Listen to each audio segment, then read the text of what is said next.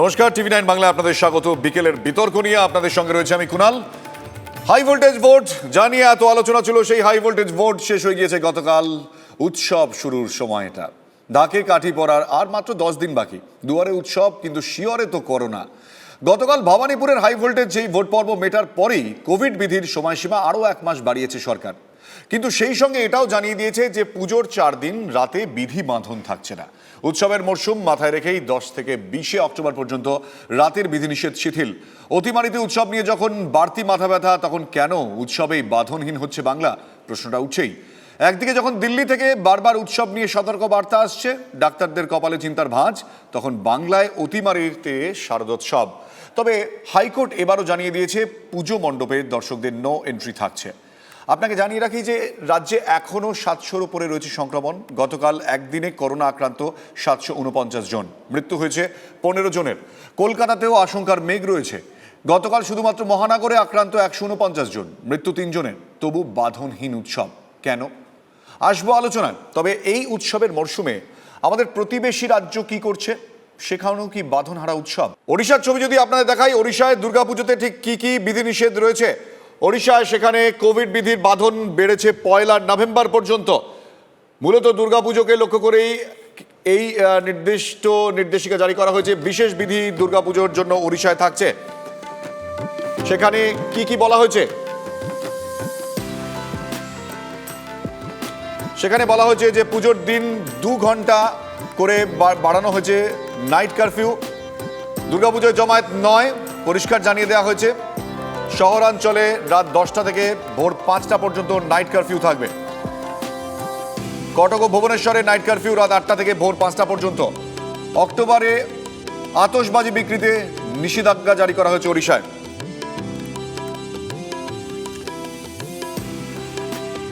ওড়িশার পাশাপাশি আপনার এই মুহূর্তে দিল্লিতেও নিয়ে যাব, অর্থাৎ দিল্লির সেখানে কি বিধিনিষেধ রয়েছে। ছট পুজো রয়েছে, সে কারণে সেখানেও এক প্রস্ত বজ্র আঁটুনি ঘোষণা হয়েছে। কি বজ্র আঁটুনি দিল্লিতে দেখুন। ছট পুজোয় কড়াকড়ি দিল্লিতে, বিধির বাঁধন বাড়ানো হয়েছে 15 নভেম্বর পর্যন্ত। কোভিড ঠেকাতে একগুচ্ছ ঘোষণা দিল্লির বিপর্যয় মোকাবিলা দপ্তরের। নদীর ধারে বা প্রকাশ্য রাস্তায় ছট পুজো করা যাবে না। রাস্তায় কোনো রকম জমায়েত, মেলা, খাবারের স্টল, নাগরদোলা, শোভাযাত্রা নয়। পুজো পাঠ, উৎসব পালন হোক বাড়িতেই। কোনো সংস্থা উৎসবের আয়োজন করলে জেলা শাসকের অনুমতি চাই।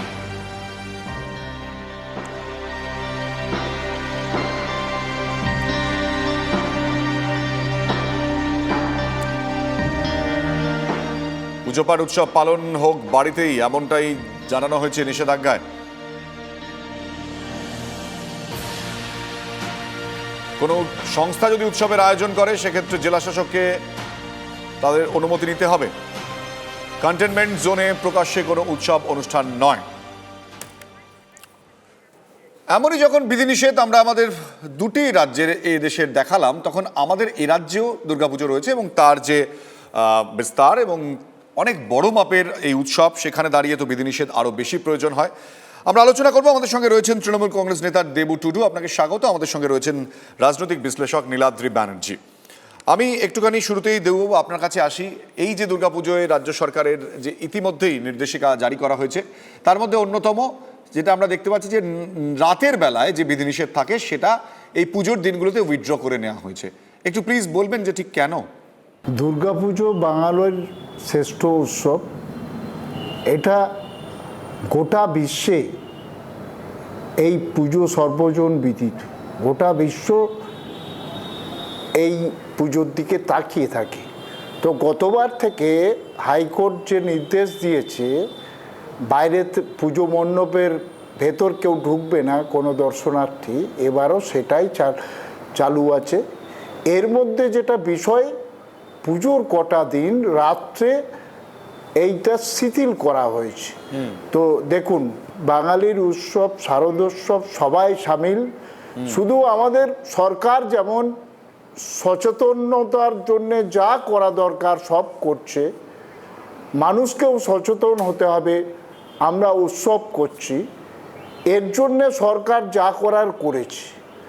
দেখুন, প্রায় 4,42,000 আমরা ভ্যাকসিন ডোজ দিয়েছি, ঠিক আছে, এবং এখন যে মৃত্যুর হার সেটা একদম 1.20% মৃত্যুর হার, এবং সুস্থতার হার হচ্ছে 98.32%, এবং প্রায় 5 কোটি ডোজ গোটা বাংলায় এই মুহূর্তে ছাপিয়ে গেছে, আমরা দিয়ে যাচ্ছি, আমরা চাইছি। না তো দেবুবাবু, আপনার কাছে আমার এইটা সরাসরি প্রশ্ন, সরকার যা দুর্গাপুজোয় করার- মানুষ আনন্দ করবেন এই বিষয়ে কোনো সন্দেহ নেই এবং মানুষ সেটা চানও, কিন্তু আজকে যদি এই কোভিড বিধি লঙ্ঘন হয় তাহলে কি আপনার মনে হয় যে বাঙালির শ্রেষ্ঠ উৎসব দুর্গোৎসবে যদি এই উৎসব পালন করতে গিয়ে মানুষের প্রাণ যায় তখনও কি দায়টা আপনারা নেবেন? তো একদম সেই জন্যই সমস্ত কিছু সরকার যা ব্যবস্থা করার, পুজো কমিটিকে সর্বত্র জায়গায় তাদের সচেতন করা হয়েছে, তারা ক্যাম্প করছে, সেখানে স্যানিটাইজ রাখার জন্য সব পুজো কমিটিকে নির্দেশ দেওয়া হয়েছে, সেখানে মানুষের জন্য মাস্ক বিলি করা হবে, সেখানে সেইভাবে ঢোকানো হবে, সর্বত্র প্রশাসন সঙ্গে দেববাবু, আছে, কোথায় কোথায় এবং প্রবেশ করানো হবে একটু পুজো বলবেন? কমিটিগুলো সঙ্গে কোথায় আছে, প্রবেশ করানোর কথা সঙ্গে বলছেন? আছে। এবং আমাদের না না দেববাবু, আমার কথাটা আপনি শুনতে পাচ্ছেন না, কোথায় প্রবেশ করানোর কথা বলছেন? ওই মানে ওই যে রাস্তায় বেরোনো যাচ্ছে, রাস্তায় তো বেরোচ্ছে, রাস্তায় যাচ্ছে লোক, সেখানে যাতে মাস্ক পরে সচেতন ভাবে প্রশাসন নজর রাখবে, সবাই স্যানিটাইজ করে, মানে পুজো প্যান্ডেলের বাইরে যে জায়গায় থাকছে আচ্ছা। সেখানে স্যানিটাইজ করে ঢোকানো হবে, সব প্রাপকে ব্যবস্থা নেওয়ার কথা বলা হবে। বেশ, বুঝতে পেরেছি। আমি আসবো একটু নীলাদ্রি বাবুর কাছে। নীলাদ্রি বাবু, দেবু টুডু যেমনটা বলছেন যে ব্যাখ্যা রাজ্য সরকারের, আপনি কি বলবেন? প্রথম কথা কুণাল, আমাদের মনে রাখতে হবে কেরালায় ওনামের পর কিভাবে কোভিড সংক্রমণ বহুগুণ বেড়ে গেছিল। দ্বিতীয়ত, দেবুবাবু যেটা বলছেন, পশ্চিমবঙ্গে কোভিডের পরিস্থিতি যদি এতটাই সন্তোষজনক হয় তাহলে লোকাল ট্রেন এখনো চলছে না কেন? লোকাল ট্রেনের উপর নিষেধাজ্ঞা কিন্তু অক্টোবর মাস অব্দি বহাল আছে। এই লোকাল ট্রেন না চলার ফলে বহু মানুষের জীবিকা পর্যন্ত এফেক্টেড হচ্ছে, তা সত্ত্বেও এই কোভিড বিধি বহাল আছে। সেক্ষেত্রে পুজোর উৎসব করার জন্য শুধু রাত্রে ছাড় দেওয়ার অর্থটা কি? এই ছাড় দেওয়ার অর্থ কি? মানুষকে বলা হচ্ছে রাত্রে বেরিয়ে তারা ঠাকুর দেখতে পারেন ভিড়ের মধ্যে, এই কথাই কি বলা হচ্ছে? কারণ রাত্রে ছাড় দেওয়ার আর কোনো অর্থ হয় না, এর একটাই অর্থ হয়, মানুষ বেরিয়ে রাতে বহু মানুষ ঠাকুর দেখেন, সেটা তারা দেখতে পারেন। এবং এর ফলে যদি কোভিড সংক্রমণ যেভাবে ওনামের পর কেরালায় বেড়েছে, পশ্চিমবঙ্গেও বাড়তে শুরু করে, তাহলে তার দায়টা কে নেবে? আর আমি আবার বলছি, এমন একটা পরিস্থিতিতে দাঁড়িয়ে আমরা, যেখানে কোভিড বিধি মানতে গিয়ে বহু মানুষের জীবিকা চলে যাচ্ছে, সেখানে পুজোর উৎসবটা এভাবে করাটা কি খুব জরুরি ছিল? পুজোর 10 দিন এবছর, এই প্রশ্নটা বোধহয় একটা সাধারণ মানুষের দিক থেকে সবসময় সরকারের দিকে থাকবে। বেশ, আমি আসবো, কিন্তু তার আগে আরেকটা বিষয় আপনাদের দেখাই যে গত বছরের মতো হাইকোর্ট অবশ্য এই যে উৎসব তা উদযাপনে কিছু নির্দেশ দিয়েছে। মণ্ডপ এবছরও নো এন্ট্রি জোনই থাকছে। দুর্গাপুজো থেকে কালী পুজো দর্শক শূন্য থাকবে প্যান্ডেল। মণ্ডপে আয়োজকদের সংখ্যাও বেঁধে দেওয়া হয়েছে। গত বছরের মতন এবারও অঞ্জলি সিঁদুর খেলা বন্ধ। নির্দেশ কলকাতা হাইকোর্টের ভারপ্রাপ্ত প্রধান বিচারপতির ডিভিশন বেঞ্চের। গতবারের দেওয়া গাইডলাইনের আপত্তি নেই বলে জানিয়েছে রাজ্য সরকার। দেববাবু, আমরা যেটা দেখলাম যে গত বছরের যে নির্দেশিকা ছিল কলকাতা হাইকোর্টের, সেটা এবছরও বলবৎ থাকছে এবং জনস্বার্থ মামলার ভিত্তিতেই সেই ফের একবার নির্দেশিকা জারি হয়েছে। কিন্তু আপনার কাছে আমার সরাসরি প্রশ্ন, এইবারও কেন কোর্টের দ্বারস্থ হতে হলো, বা কোর্টকেই কেন এক্ষেত্রে উদ্যোগ নিতে হলো? আপনারা কেন প্রশাসনিকভাবে এই নির্দেশিকা জারি করলেন না যে মণ্ডপে মণ্ডপে এবারও ঠাকুর দেখা যাবে না? কোথাও কি আপনারা ভয় পাচ্ছেন বা দায় নিতে চান না? দেখুন, এবারও গতবার না দেখুন, আপনাকে বলি, গতবার কোর্ট একটা নির্দেশ দিয়েছিল, নতুন করে নির্দেশ দেয়নি, ওইটাই বহাল আছি। তো ওইটা আমরা ক্যারি আউট করছি, সরকার কোর্টের নির্দেশ ক্যারি আউট করছে, সেটা মানুষের কথা মাথায় রেখে, মানুষের কথা মাথায় রেখে মানুষকে সচেতন করার জন্য সরকার যে ব্যবস্থা করছে, চেষ্টা করছে। আমরা বিভিন্ন সময়ে সরকারের পক্ষ থেকে পুজো কমিটিগুলোকে নিয়ে মিটিং। না, আপনি আমার প্রশ্নটাই বুঝতে পারলেন না। প্রশ্নটা ছিল যে এই উদ্যোগটা তো আপনারা সেই সময় ঘোষণা করে দিতেন, গতকাল যখন নির্দেশিকাও জারি হয়েছে। তাহলে প্রশ্নটা হচ্ছে রাজ্য প্রশাসন কেন এই দায়িত্বটা নেবে না, কেন কোর্টকে ফের একবার বলতে হয়? দেখুন, কোর্ট তো বলেছে, কোর্টের কথাই বলছে, গতবার তো কোর্ট বলেছিল, সেই কথাটাই আমরা বলছি। তো এতে অসুবিধা, কোর্ট গত বছর এই কারণে বলেছিল কারণ আপনারা বলেননি দেবুবাবু। গত বছর আপনারা বলেননি বলেই কোর্ট বলতে বাধ্য হয়েছিল। নীলাদ্রি ব্যানার্জি, এবার 30শে সেপ্টেম্বর যে আবেদন জানিয়েছিল রাজ্য, যখন তারা ভবানীপুরে নির্বাচন চাইছে তখন তারা মানুষকে কি করে আটকায় মণ্ডপের মধ্যে ঠাকুর দেখতে, সেই জন্যই রাজ্য কোনো পদক্ষেপ নেয়নি। কোর্ট যদি পদক্ষেপ নেয় সেক্ষেত্রে রাজ্য বলবে আমরা কোর্টের নির্দেশ মানছি, আমরা পদক্ষেপ নিইনি। যেহেতু তারা ভবানীপুরে নির্বাচন চেয়েছে এই কোভিড পরিস্থিতির মধ্যে, ঠিক এই কারণেই তারা এই বিধিটা জারি করেনি বলে আমার ধারণা। একদমই এই প্রশ্নটা হয়তো আজকে যারা এই অনুষ্ঠান দেখছেন, দেববাবু আপনার কাছেই যাচ্ছি, এই প্রশ্নটা হয়তো সাধারণ মানুষ অবশ্যই তুলছেন এই অনুষ্ঠান দেখতে দেখতে, হয়তো আমাদের বিরুদ্ধেই তুলছেন যে যখন নির্বাচনগুলো হতে পারে তাহলে আমাদের ঠাকুর দেখতে যাওয়ার সমস্যা কোথায়? দেববাবু কি বলছেন? করলে সরকারের কি, হ্যাঁ বলুন। না প্রশ্নগুলো তো এটা উঠছে যেটা নীলাদ্রি ব্যানার্জি প্রশ্ন তুললেন। না দেববাবু একটুখানি শুনুন, নীলাদ্রি ব্যানার্জি শুধু প্রশ্ন তুললেন না, এটা প্রশ্ন উঠছে যে লোকাল ট্রেন খোলা হয়নি, এখনো বহু মানুষের জীবন জীবিকা আটকে রয়েছে, বাচ্চারা স্কুলে যেতে পারছে না, সেখানে দুর্গাপুজোয় আনন্দ করাটাই কি করতেই হবে, রাত্রিবেলা বেরোতেই হবে? এই এক বছরটা আটকে দিলে কি হতো?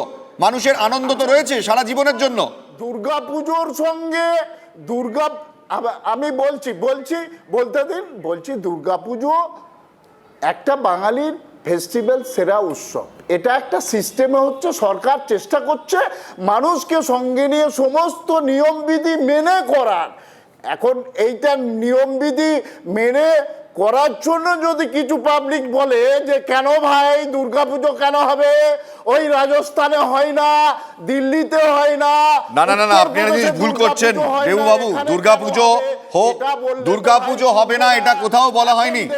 এই অনুষ্ঠান থেকে একটা বার্তা পরিষ্কার করে দিতে চাই আমরাও। দেববাবু প্লিজ, আপনি অন্যদিকে রাজনৈতিক বিষয়টিকে নিয়ে যাচ্ছেন, আপনি বিষয়টিকে রাজনৈতিক থেকে অন্যদিকে নিয়ে যাচ্ছেন। পরিষ্কার বক্তব্য আমাদের, দুর্গাপুজো হবে না এটা কোথাও বলা হয়নি বা বলা হচ্ছে না। দুর্গাপুজো হোক দুর্গাপুজোর মতোই, দুর্গাপুজো কেন হবে না?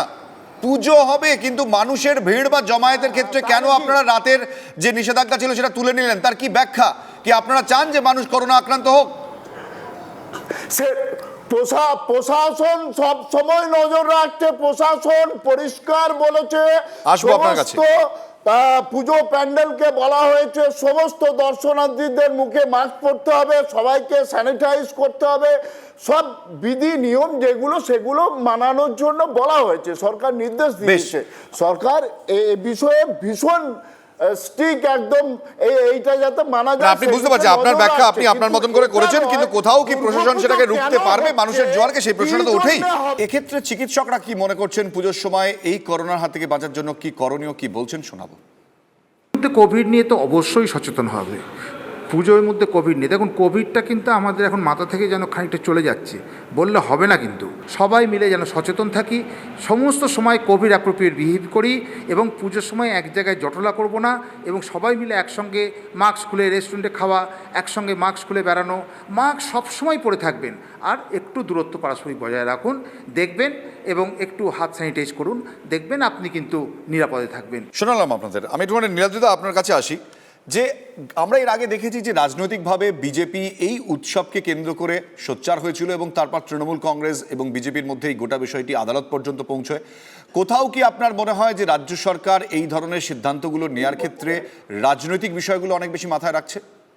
নিশ্চয়ই মনে হয় কুণাল, বিজেপির বিরুদ্ধে অনেক সময় শাসক দল রাজ্যে অভিযোগ করে তারা সংখ্যাগুরু সম্প্রদায়ের তোষণ করে, কিন্তু যখন একদিকে আমরা দেখছি পুজোর সময় এই কোভিড পরিস্থিতির মধ্যেও বিভিন্ন পুজোকে 50,000 টাকা করে অনুদান দেওয়া হয়, যখন দেখছি রাতে কোভিড বিধি শিথিল করা হয় পুজোর জন্য, আজকে দেববাবু বলছিলেন সমস্ত বিধি নিয়ে এবার মেনে পুজো হচ্ছে, কিন্তু কোভিড বিধি শিথিল করা হচ্ছে, তাহলে কেন পুজোর 10 দিন, এটার কি প্রয়োজন ছিল?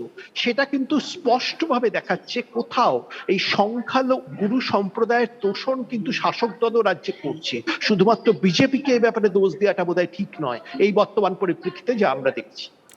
দেববাবু আপনি যেমনটা বললেন, যদি আমি গতকালের সংখ্যাটাও দেখি 750-এর উপর, 750-এর কাছাকাছি মানুষ তারা এখনো আক্রান্ত গতকালই হয়েছেন এবং 15 জনের মৃত্যু হয়েছে। চিকিৎসকরা বলছেন যে করোনাকে ভুলে গেলে চলবে না।